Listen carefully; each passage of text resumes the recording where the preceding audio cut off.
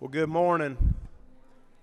I have 8 o'clock, and to be respectful to everyone's time, I want to go ahead and get started with the Appropriations Subcommittee on General Government's first and meeting of the morning, first meeting of the year, and the first meeting of the morning for many. So I hope it is anyway. Before we get started, I'm going to ask Representative Prince to open us with a word of prayer.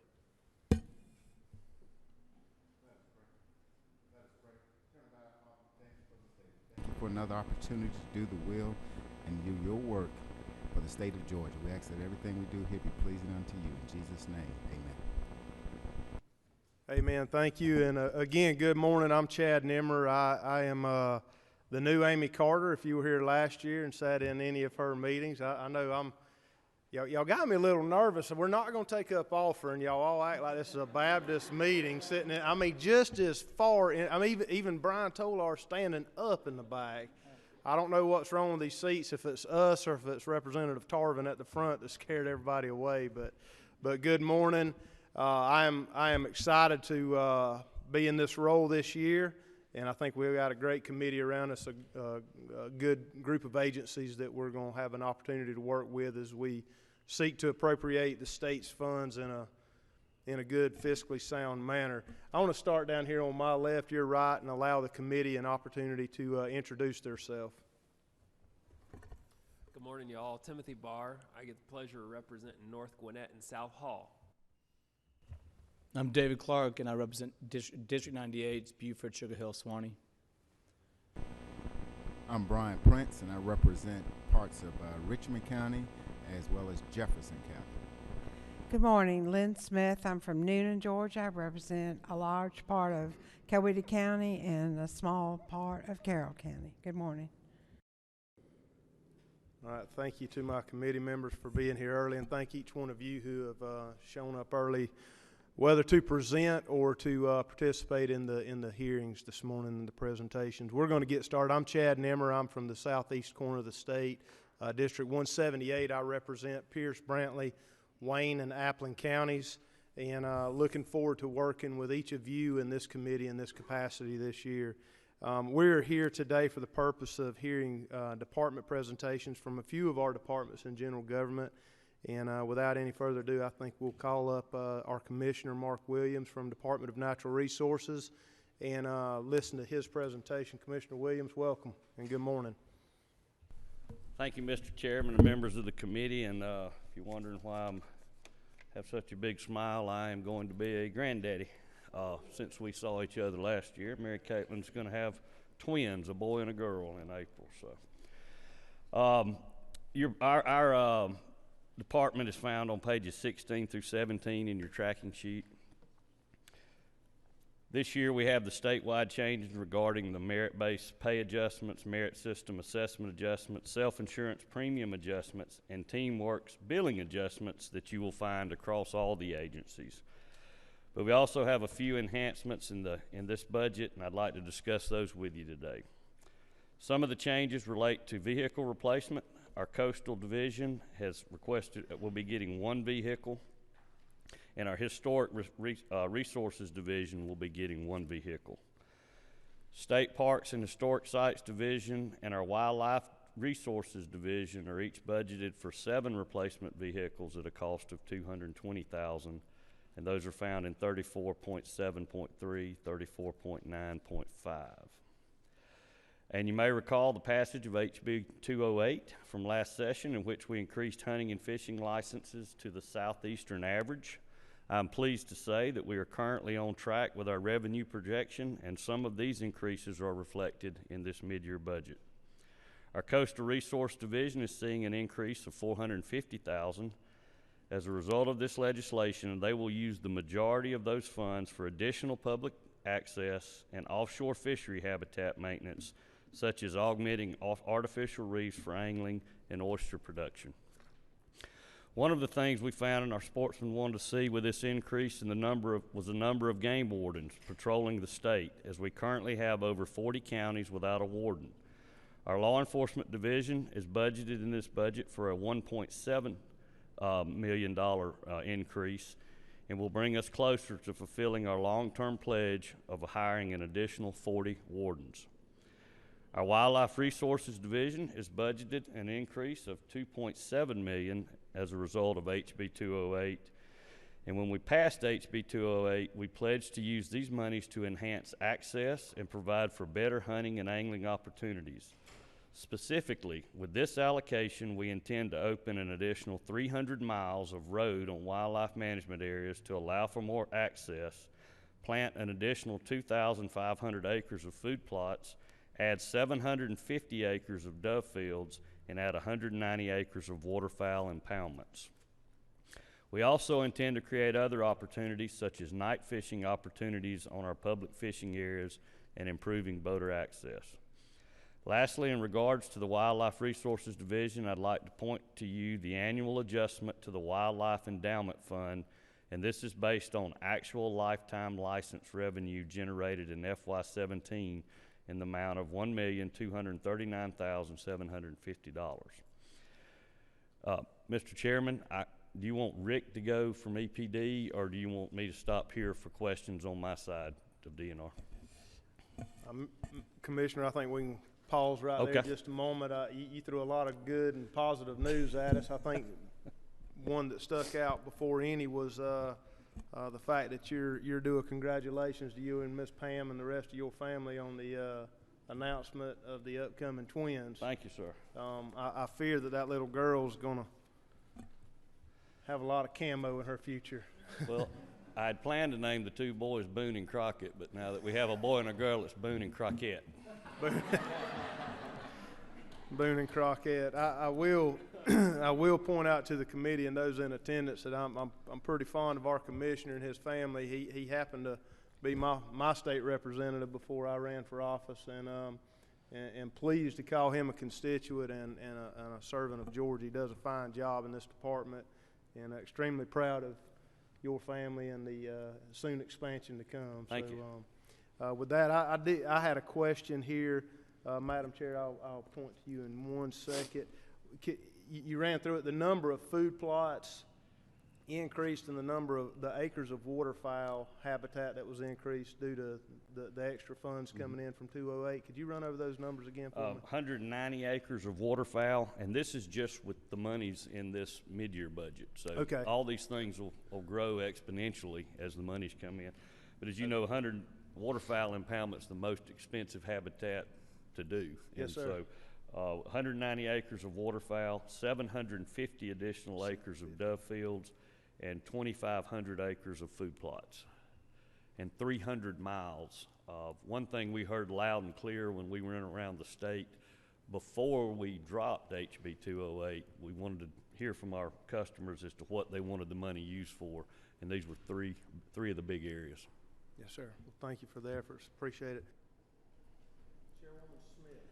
Thank you, Mr. Chairman, and it's nice to see you here again today, and congratulations on the twins, and keep an eye on Jessup. I graduated Wayne County High School, and I won't tell you when, but it's a wonderful... Homecoming queen, weren't you? Homecoming queen? No, I was the brain. My question goes to the devastating storms we had along our coast, and to, I guess, are we to expect any funds, federal relief, to help us with the sunken vessels? What is our situation in that particular area? Because that's where I'm getting phone calls. What do we do with the boats that are blocking our pathways along the coast? We had some boats before both of the storms, and then both storms caused some of that. As you know, when the governor was down on the coast, he announced a match that the state would pick up the match for some debris, so some of that is helping. But some of the counties, I know Camden County in particular, has taken it upon themselves and done a lot of the removal in their area. They were probably hurt the worst around the St. Mary's Marina. But Terry, do you have anything to add?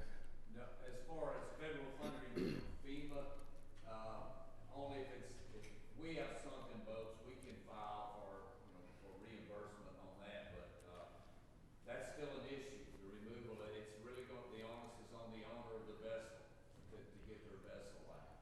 And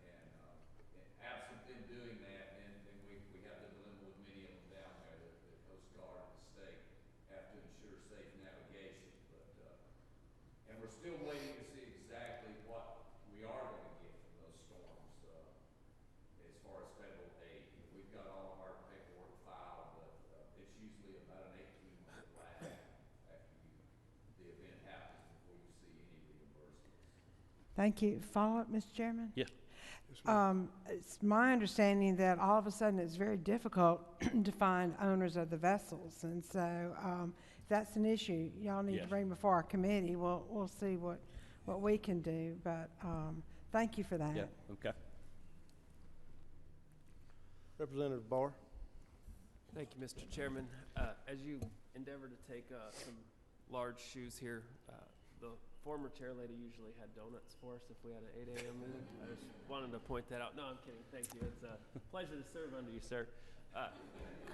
Commissioner, the 2.7 million, will that be from HB 208? Are those matched funds? Yes. And will we get those this coming fiscal? I'll What let is it? Terry handle the Okay. timing, but we feel like the formula this year is going to be $43 Okay. of every dollar from our license. This is state funds. Right. This is state funds, and the feds will match that with the formula being $43 this year. Okay. So that figure could grow even though there's lag time on it. Gotcha. So this is going to increase. That's right. Cool. Very Okay. much. Thank you very much. Yes, our additional state funds will certainly allow us to match the federal funds available as they do grow. But there's a 2-year lag that's used in the allocation, federal allocation. So the allocation we got this current year were from the license sales that happened 2 years ago. But it will catch up with us, and it will help us immediately also. Thank you, Mr. Chairman. Thank you. I do not see any other questions. As we release you, Commissioner, I want Thank to you. make one comment Okay. before you leave. And these are things that I get to see firsthand. This year, walked through a bunch of devastating and some traumatic events in our district and in my part of the state. And in every instance, DNR was on the ground. LE, Coastal Resource, DNR, every facet of this commission was there. When you think about storms, it was more than Hermine and Matthew and Irma. We had torrential downfall of rain coming on the heels of a fire called the West Mims Fire that devastated over 30,000 acres of privately owned forest land in South Georgia. DNR was there on the front line for every bit of it. When it transitioned into floods and hurricanes, DNR was there on the front lines. When the tornadoes came through West Georgia, guess who was there? DNR. We had a suspected homicide down in one area in a forest, and show up out there who's cooperating with GBI, DNR.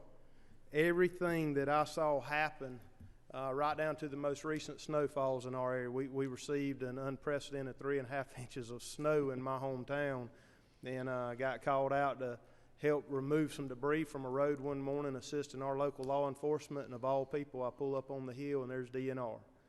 So, Commissioner, we appreciate what your agency does, and more than anything, no matter what capacity I run into someone under y'all's agency, they have a servant attitude.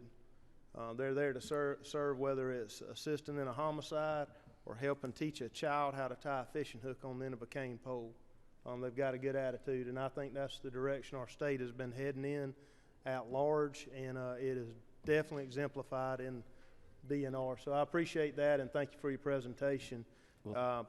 Thank you, Mr. Chairman, and I do want to publicly thank members of this committee and the entire General Assembly for House Bill 208. That was huge for us to complete our mission and grow our mission with this growing population in our state. So, and thank you for your kind words. I couldn't state it any better than what you have said about the great employees in my agency. So thank you very much. Yes, sir. I think when we're appropriating funds and looking over budgets, we need to know kind of what the ground effect is. So thank you very much.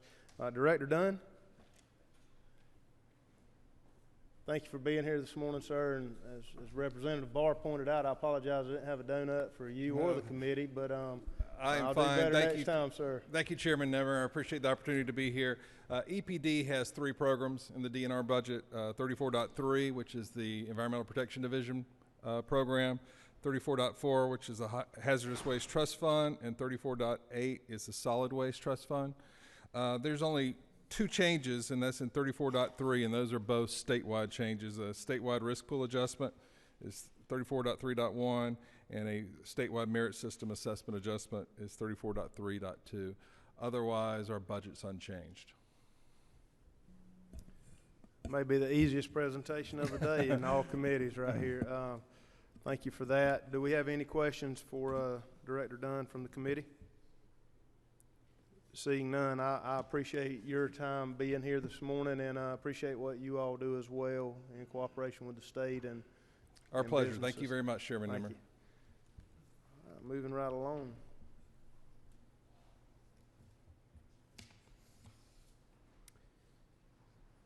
Department of Revenue, Commissioner Lynn Riley. There you are.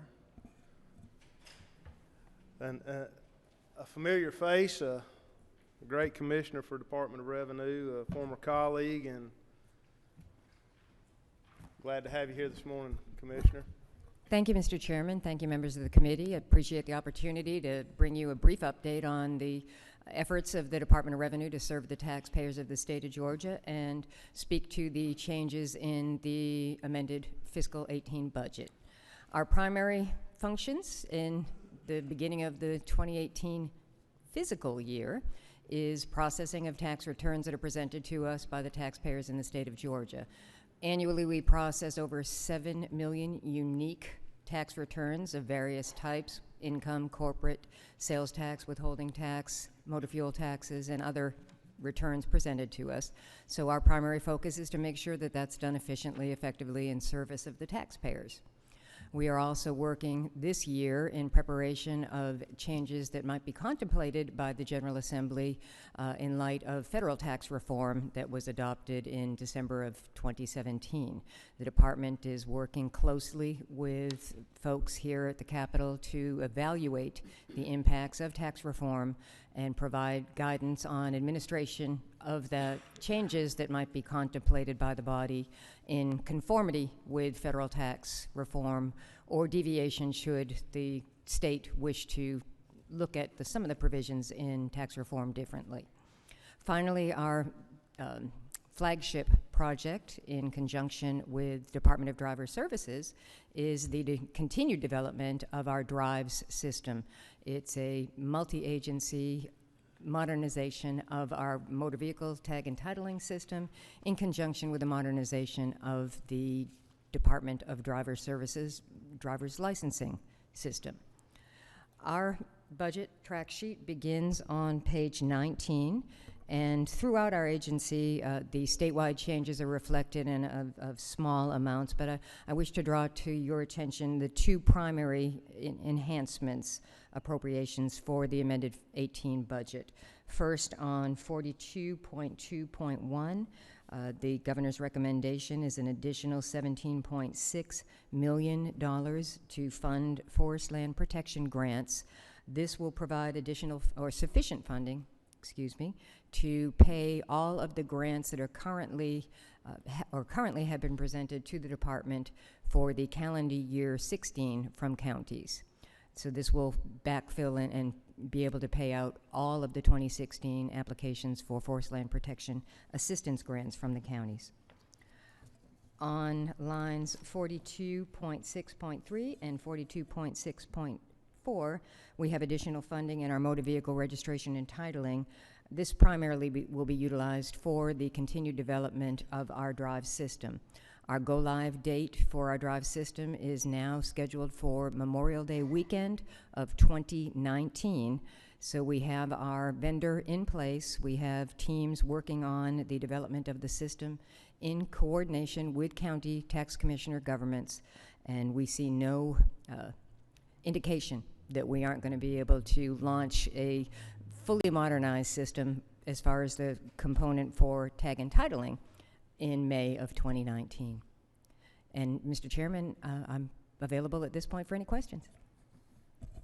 Thank you, Commissioner, for that presentation. To the committee, do we have any questions for Commissioner Riley regarding her presentation?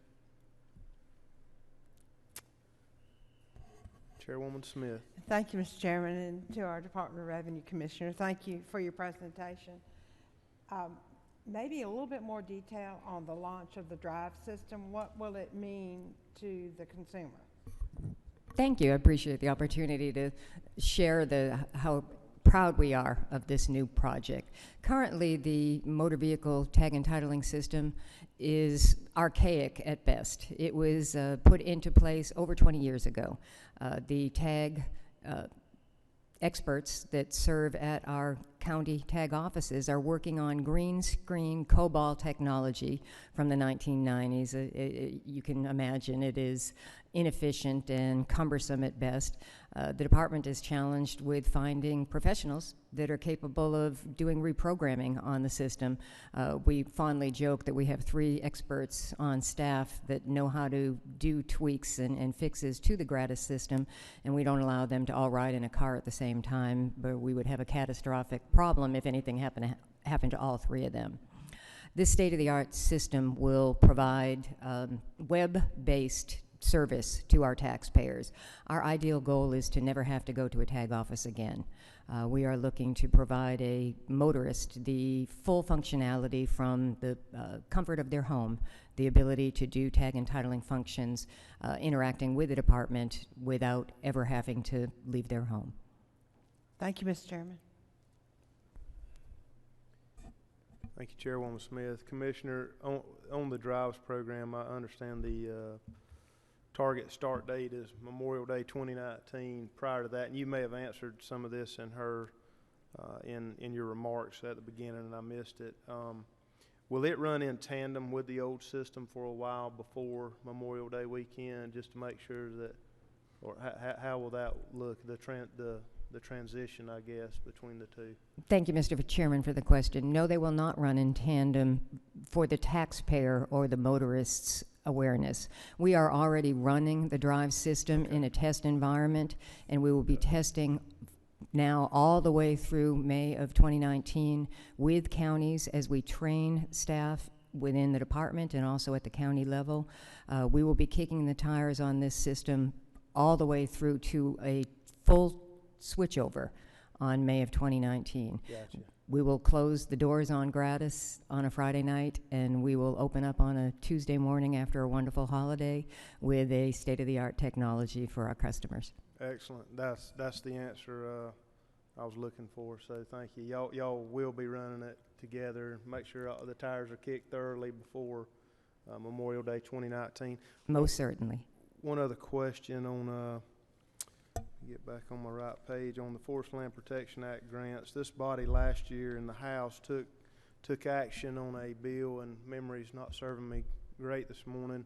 I believe HB 85 dealing with a consistent way to assess property values across the state, where currently we have 159 different methods, one per each county. That measure lays over in the Senate now for consideration this year. If implemented, the state will then have oversight for one assessment process for forest land across the entire state, if I'm correct, and I'm sure that is still in the stages of forming as legislation does. But that, knowing that legislation's out there and the House took action on it last year, as we go forward, I would like to. I'd like to have some kind of idea, and for this body, this committee, to think about what we could do to maybe find you some additional funding for your Forest Land Protection Act grant reimbursement program, so that you're not always in the rear looking for money in the amended, so that if we change that assessment process, we can all walk forward together with good faith with the counties, and maybe pay that up front when those applications come in. I know it has to be tough for you and your department. For this body to put things into motion, and then you don't have the funds to support it. So I commit to trying to work with you, and I know this committee will, to try to help find all the money we can in a tough year to try to make sure you've got some funds to reimburse these counties. Thank you, Mr. Chairman. We're delighted to be able to work together on a way forward to assist the counties on receiving their grants on a timely basis. Yes, ma'am. Thank you, Commissioner. If there are no other questions from the committee, Commissioner Riley, thank you for your presentation, and I look forward to working with you in the days to come. Thank you very much. Commissioner Ryan from Department of Administrative Services. He's an old seasoned veteran here, been at DOAS for quite some time, and I think he's looking forward to a presentation this morning. Yeah, I'm trying to figure out which month I'm in now. So it was an October 1 start date. Thank you, Mr. Chairman and members of the committee. I greatly appreciate you asking me to be here today. Commissioner Riley is walking out the door right now, but as someone who just purchased a home and had to redo my vehicle registration, I would like to start by saying I'm fully supportive of the Drives initiative. I'm going to run through our tracking sheet. I will hopefully be brief, and I'm happy to answer any additional questions you all might have. I would like to start at 12.4, the Human Resources Administration, and I will be highlighting changes to our budget. I would like to say from the start that we are fully supportive of the governor's recommendation for the FY18 budget. And I lead that way because you'll notice the first thing I highlight is a $2.1 million cut to our human resource budget. That is a combination of a $1.6 million spend down of a reserve that we have in that trust fund, and also a $500,000 annualized cut. Cuts are not always fun to absorb, but I can tell you that we will do absolutely everything in our power to make sure that we hit that dollar amount. We will primarily be looking at holding some vacancies that we have right now. We will not be filling them. We've also got some decreases in computer charges and GETS fees that we can work on, and we're also going to look at our internal cost allocation as far as DOAS staff is concerned for HRA. Moving now to 12.5, which is risk. You will notice that we have an increase in billing for workers' comp. The governor's recommendation is for $4.9 million in additional state funding. You see the total amount at $7.9 million. The delta there is a $3 million addition in billing as well, and we've worked closely with OPB on that.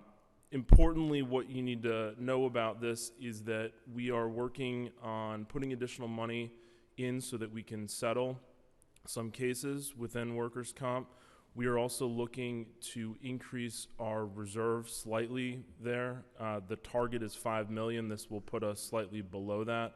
The importance of having a reserve is there is always the unknown out there. We may have large cases that we need to address.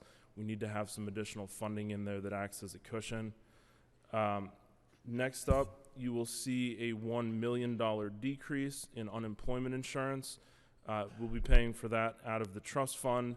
The trust fund is in a healthy position right now, and we are very comfortable that we can absorb that through the trust fund. And then finally, in liability insurance, you will notice an $8.5 million increase in premiums.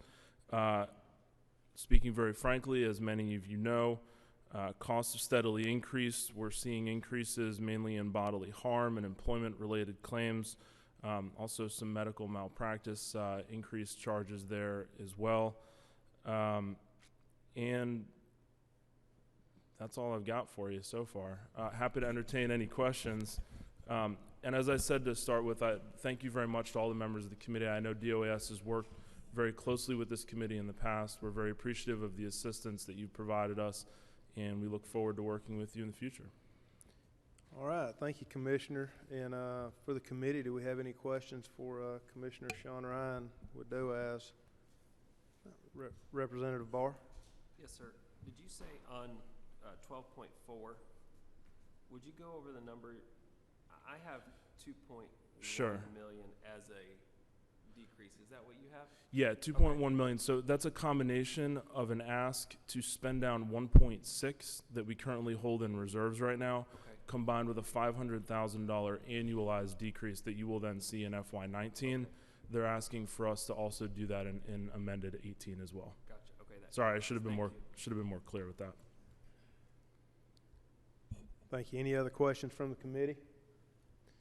Commissioner, I don't see any other questions, but the chair would like to point out that I appreciate the time that you've given me in this new role as chairing this committee, and you coming in October as a new commissioner for DOAS. And some of the questions I've had, just so the committee will know, is the increased billing for workers' compensation. and liability insurance. I think if you notice, that's becoming a growing monetary issue for administrative services, and you can only imagine how that is impacting our private businesses in Georgia. And as Georgia grows and continues with manufacturing recruitment and private business expansion, the small businesses in Georgia that make up our working environment are struggling big time with this line item that DOAS is struggling with financially. And so I would urge each one of us to make sure we keep an ear to the ground with our constituents. When we see our internal department struggling with government agency increase in workers' compensation and liability, you can only imagine how the mom and pop brick and mortar business is on Main Street. And if my numbers serve me correctly, I'm sure they've changed a little bit, more than 90% of our employment in Georgia is made up from a small business. And around 76% of that is businesses that employ 10 or less people. And so when they have an increase in cost that is substantial to their bottom line, a lot of times it results in doors shutting. And if you don't think that the main street and small town of Georgia in the heartbeat of America, you just take a trip on the back roads one day and see where we've come from and what we need to make sure we preserve. Commissioner, I took a little point of personal privilege there through your point on your line item, but as we recognize that as a growing cost on you, I hope that we remember it's a detrimental effect on our private businesses. So thank you for your presentation, and we look forward to working with DOAS in the days to come. Thank you, Mr. Chairman.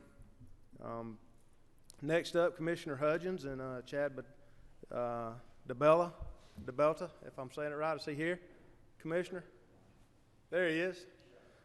Commissioner and Chad, we look forward to hearing from you this morning from Office of the Commissioner of Insurance.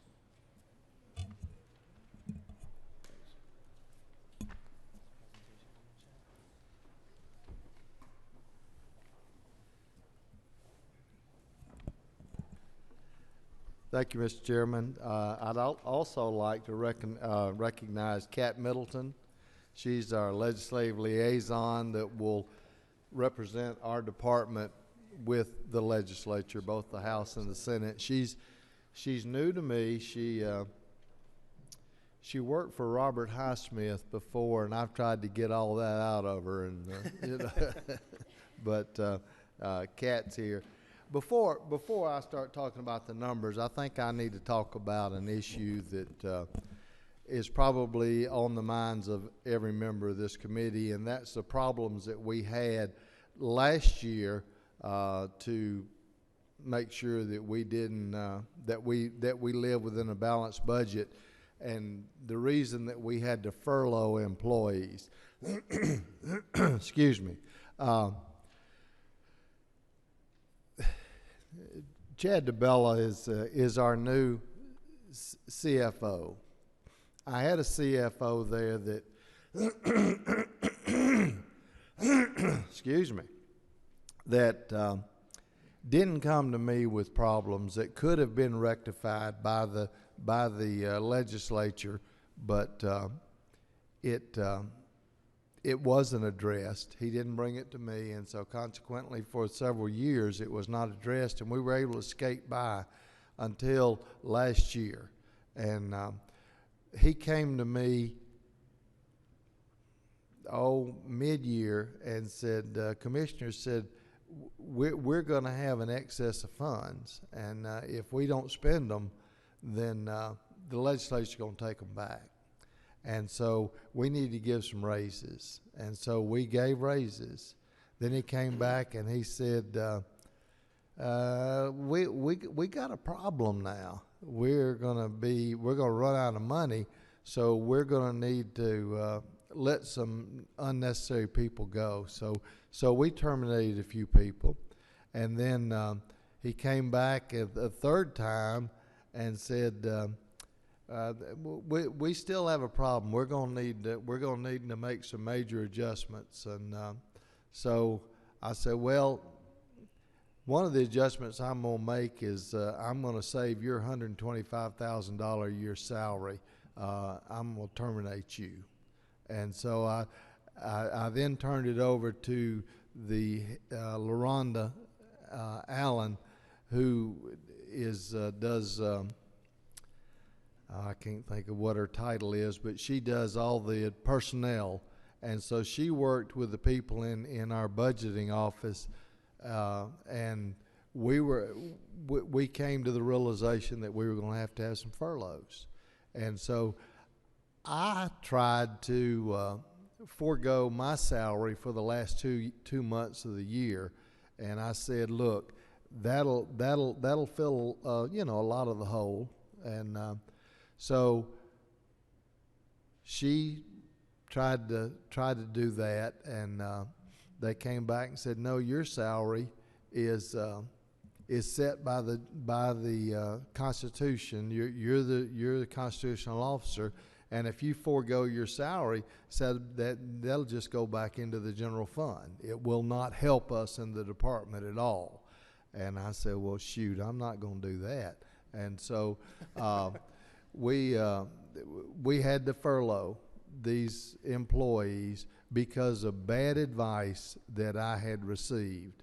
Well, now I've gotten Chad DeBella from the Department of Audits, and he has he's hit the ground running. He started just the first of this year, but I think he started doing a little bit of work prior to that. And so he's gotten some recommendations, and I think we've got the ship upright, and it's flowing, it's going the right direction, and I don't think we'll have any further problems. One of the problems that we did have that could have been rectified several years ago was an imbalance in the fund. We had adequate funds, but we didn't have them in the right location. We had too much money in insurance regulation and not enough money in departmental administration. And so consequently, my previous CFO was juggling money. He would take it from here one time, then he'd take it from there, and it just was a very ugly picture when this recent audit that was done on the department, and I apologize for that. If we had come to this committee and asked this committee to make this change that that OPB has recommended, it's in the governor's budget now, then we would not have had that problem of having to take from here one pay period and from there one pay period, and it just was an ugly picture when you take a look at it. And so our recommendation or our recommendation is do just exactly what OPB has recommended, and our budget is on page 13 of 24, and you'll notice that down line item 29.5.3 says transfer funds from insurance regulation program to a departmental administration program to align budget with proper expenditures. So if you'll move that from, or agree that with their recommendation, or move 29.5.3 up to 29.1.4, then we won't have problems that we've had in previous years that our CFO was doing and juggling each pay period and taking money from this program and putting it into another program, which the audit that was done recently on our department was very critical of, and it was something that I didn't know was going on, and being the commissioner of the department, I have to accept responsibility for that, which I do. So I guess that's a long way to tell you that I'm good with what they're recommended, and hope y'all will move it through. Commissioner, I appreciate the explanation and the forthrightness of you just coming out and talking about it and not waiting on someone to ask it. That means a lot, and it was commendable of you to offer up your salary for a couple of months to try to help, and I do understand the explanation of it being class under your heading as a constitutional officer. I do want to ask a couple of questions. How much did the employees lose during the furlough? I've not been able to obtain how long of a furlough was it? How many employees were impacted? How much did that Every employee was furloughed 2 days, I believe. Okay. How much did that equate to? I guess in another, two ways to ask the question. How much was the overall shortage? And then how much did the 2-day furlough how many employees do you have? We have, Chad, do you know how many total? It was, I think. At the end of last fiscal year, around 206 employees. 206. Currently, right now, we're staying at 199. 199. I'll be more than happy to get you information on the furlough days for each employee. That's close enough. 199 to 206, somewhere right in there, and they were all furloughed for 2 days, and that filled the gap. Was it 2 days or 2 days? 4 days? Was it 4? I would have to get you that information. I don't know. I can't remember, but it was consequential. I can tell you that. Yeah. I just wonder, Commissioner, how have you seen the morale of the employees in the department that you interact with? And I'm sure you don't get to see all 200, No. approximately 200, but I mean, are they? I think they're all still engaged fully, and we didn't have any say, I'm out of here, I'm quitting. If you're going to do this to me, I'm going to show you my rear end as I go out the door. That did not happen, and so I commend the employees. They're very dedicated to what they do, and I think they do a fantastic job for the citizens of the state of Georgia. Yeah, and I do want to take a moment. I touted Commissioner Williams and Commissioner Riley for the efforts that DNR and DOR and their employees do as a service added value to the taxpayers of the state. And I know I have a lot of constituents that deal with you and my sheriff and different people with different cases, and they seem to always get good service. And I guess that's my initial concern. Is how those employees are doing now. I appreciate your quick action with removing the problem, and I would just hope that, Chad, as you come into that role, I know you and I have had an opportunity to talk. Sometimes we don't get to ask what we inherit, but we get it. And I appreciate you coming in with a good attitude and digging in deep and making sure that we get restore some what could be flawed reputation. It doesn't take many times to mess up, and especially when you mess with people's money. Those seem to sting deep and long, and people remember it. That's right. So I wish you all the best, Chad, in this role at Department of Insurance, and this committee will work with you in every capacity possible to make sure you've got the resources you need, and I know the Commissioner will also. And Commissioner, again, I thank you for your forthrightness, just coming in and talking about kind of the elephant in the room, if you will. I know it's been on a lot of people's minds. It's been on mine, right. and y'all were very open to come sit down and talk with me. For the committee, do you have any questions for the Commissioner this morning for the Office of the Commission of Insurance? Mr. Hudgens, you must have covered it well. Thank you, I sir. don't see any questions this morning. I appreciate you being here. Chad, thank you for your role over at the department, and Ms. Catt, welcome aboard. And I look forward to working with each one of you in the days to come. Thank you very much. Thank you, Commissioner. To the committee and those in attendance, that is the last of our presentations. For the good of the order, does the committee have any questions, any business that we need to take up at this time? Seeing none, we'll consider ourselves adjourned. Thank you, and each have a great day.